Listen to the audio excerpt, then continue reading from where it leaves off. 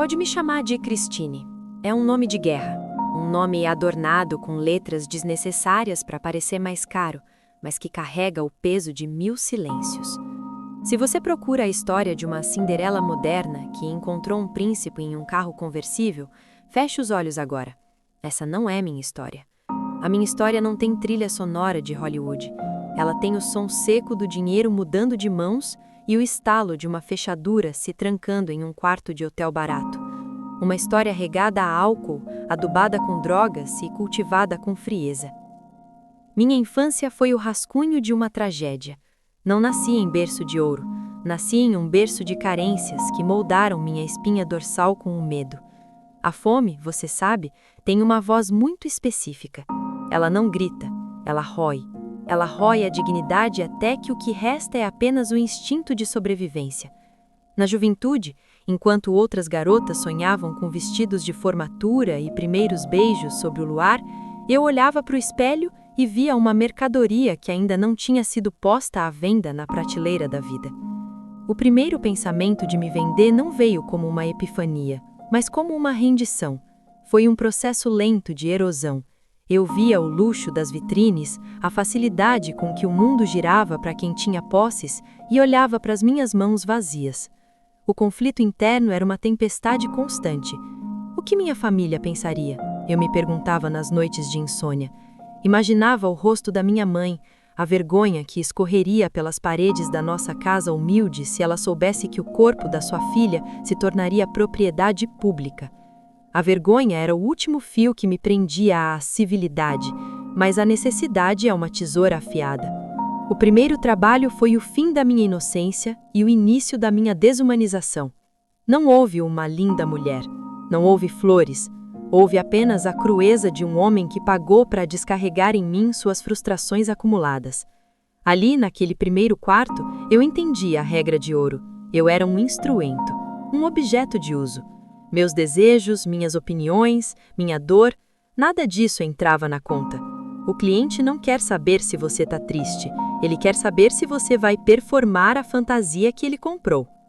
No início, a repulsa era um gosto amargo e constante na garganta. Eu sentia nojo de cada toque, de cada cheiro de cigarro e loção pós-barba barata que ficava impregnado na minha pele. Mas a repulsa confrontava a minha necessidade. O dinheiro que entrava trazia o alento que a moralidade não conseguia prover. Com o tempo, a necessidade de sobrevivência transformou-se na necessidade de manutenção. Eu queria os caprichos, queria os perfumes caros para esconder o cheiro da alma moribunda, as roupas de marca para camuflar a pele que já não me pertencia. E assim, a aversão tornou-se frieza. A frequência aumentou.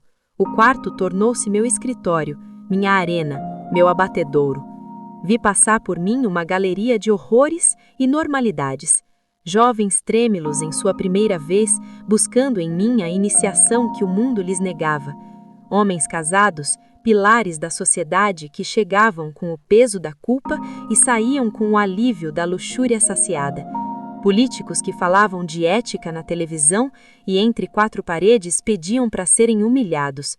Pastores e padres que buscavam o pecado que tanto condenavam no altar, buscando em minhas coxas o inferno que prometiam aos outros. Eu me tornei uma colecionadora de segredos macabros. Algumas vezes o fetiche beirava o insuportável. Homens que pediam para que eu me vestisse de boneca, que ficasse estática, sem piscar, um manequim de carne pronto para ser manipulado. Outros pediam encenações que eu preferiria esquecer, simulações de violência ou de pureza absoluta. Houve quem pagasse uma fortuna para que eu me passasse por santa, para que eu rezasse enquanto eles se satisfaziam. A ironia nunca foi tão cristalina para mim.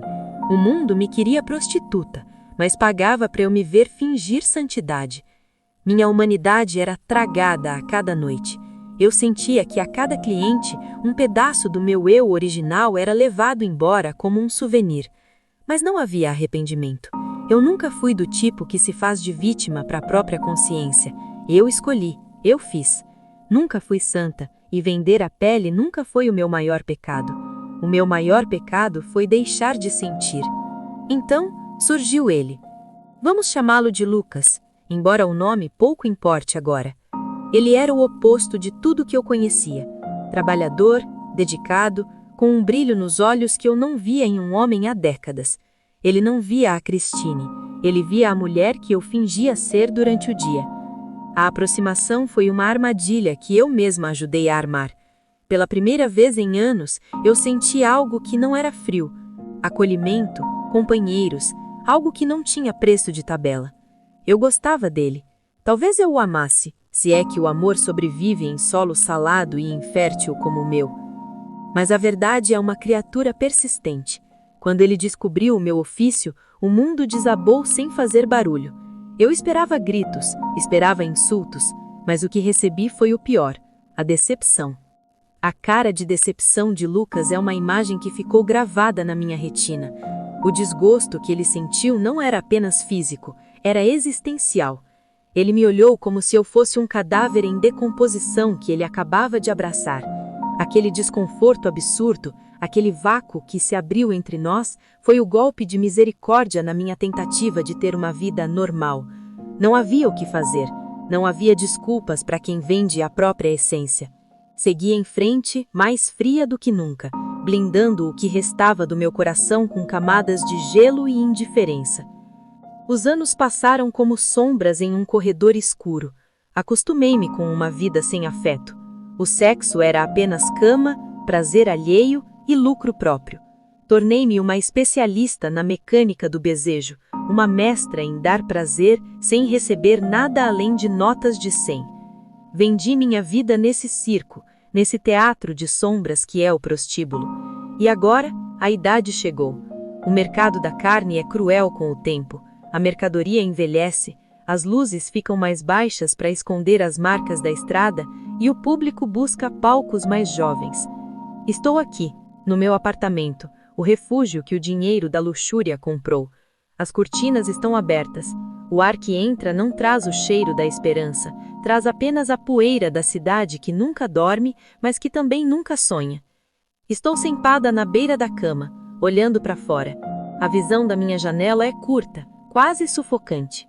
Diante de mim, a apenas alguns metros, ergue-se a parede lateral do edifício vizinho.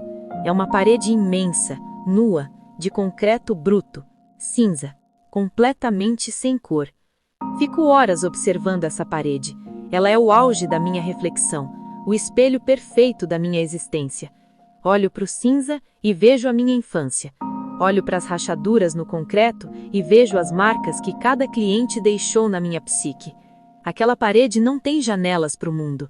Ela é um bloqueio, exatamente como eu fui. Eu me tornei uma barreira de carne onde os outros projetavam suas fantasias, mas por trás de mim não havia jardim, não havia sala de estar, não havia alma, apenas o concreto frio da indiferença.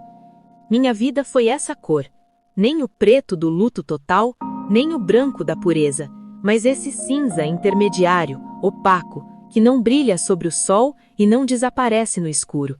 É a cor da neutralidade forçada. Eu sobrevivi, sim, consegui meus caprichos, meu apartamento, meu conforto solitário. Mas a que preço? O auge da minha história não foi o encontro com o político influente ou a joia cara que ganhei de um amante generoso. O auge é este momento de lucidez absoluta em frente ao nada. Percebo que a parede cinza é honesta. Ela não pretende ser nada mais do que cimento e areia. Eu, por outro lado, passei décadas sendo uma boneca, uma santa, uma amante, uma estranha. Fui tantas que acabei sendo nenhuma e esquecendo quem eu era. Sinto o frio da noite tocar meus ombros, mas não me movo para fechar a janela. Há uma simbiose entre eu e aquela parede. Nós dois fomos atropelados pelo progresso, pelo desejo dos outros de construir e destruir. Nós dois somos testemunhas silenciosas de uma cidade que consome gente como se fosse combustível. Não há arrependimento, porque o arrependimento exige a crença de que as coisas poderiam ter sido diferentes. E olhando para aquela parede cinza, eu entendo que para sementes plantadas no asfalto, o único destino possível é tornar-se parte do concreto. Minha vida foi cinza. Minha morte provavelmente será cinza. e enquanto o silêncio do quarto me envolve, eu percebo que o único luxo que me restou foi a coragem de olhar para esse vazio e não desviar o olhar. Sou Christine, a mulher que se vendeu até não sobrar nada para comprar de volta. E aqui, diante do muro, finalmente estou em casa.